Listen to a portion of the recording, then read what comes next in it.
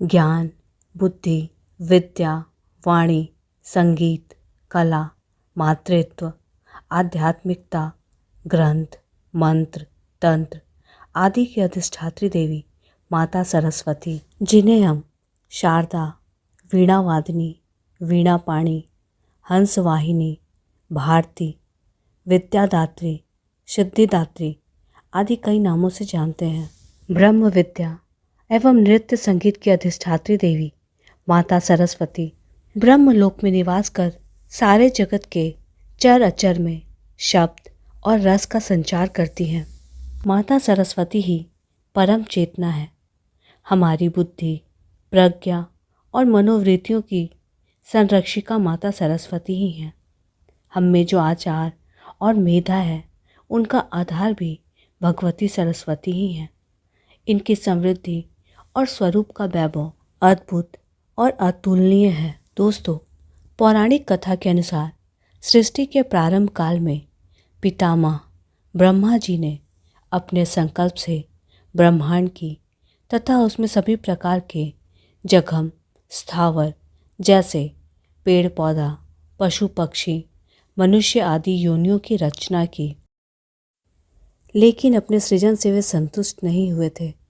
उन्हें लगता था कि कुछ कमी रह गई है, जिसके कारण चारों ओर मौन सन्नाटा छाया रहता है। ब्रह्मा जी भगवान श्री हरि विष्णु से अपनी इस समस्या के समाधान के लिए प्रार्थना की। तब भगवान श्री हरि विष्णु ने ब्रह्मा जी से कहा, आप सरस्वती देवी का आह्वान कीजिए। तब ब्रह्मा जी के आह्वान पर देवी सरस्वती ब्रह्मा जी के मुख से तेज ज्योतिपुंज के रूप में प्रकट हुई। फिर उन्होंने श्वेत वर्ण, सौम्य मुख और 4 भुजा धारण किया। अपनी 2 भुजाओं में वीणा, एक में पुस्तक और अपनी एक भुजा में जप माला लिए श्वेत कमल पर आसीन हुए। सरस्वती माता के प्रकट होने के बाद ब्रह्मा जी ने माता सरस्वती से सृष्टि में स्वर भरने का अनुरोध किया। माता सरस्वती ने जैसे ही वीणा के तारों को छुआ, उससे शा शब्द निकला। यह शब्द संगीत के सप्त सुरों में प्रथम सुर है। माता सरस्वती के वीणा से निकले यह सुर सृष्टि में ध्वनि का संचार करने लगे। हवाओं को, सागर को, पशु पक्षी, अन्य जीवों को वाणी मिली। नदियों में कलकल की ध्वनि इसी सुर से निकली, जिससे ब्रह्मा जी अति प्रसन्न हुए और उन्होंने माता सरस्वती को वीणाधारिणी बागेश्वरी देवी के नाम से पुकारा। जिस दिन माता सरस्वती का प्रागट्य हुआ वो दिन माघ माह के शुक्ल पक्ष की पंचमी तिथि थी। इसलिए इस दिन सरस्वती माता की जयंती भी मनाई जाती है।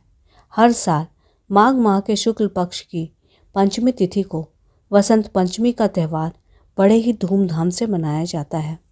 माता सरस्वती को शीघ्र प्रसन्न कर उनसे मन चाहा वरदान और मन चाहे कला में निपुणता इस दिन थोड़े से पूजा पाठ करके ही माता सरस्वती से प्राप्त किया जा सकता है।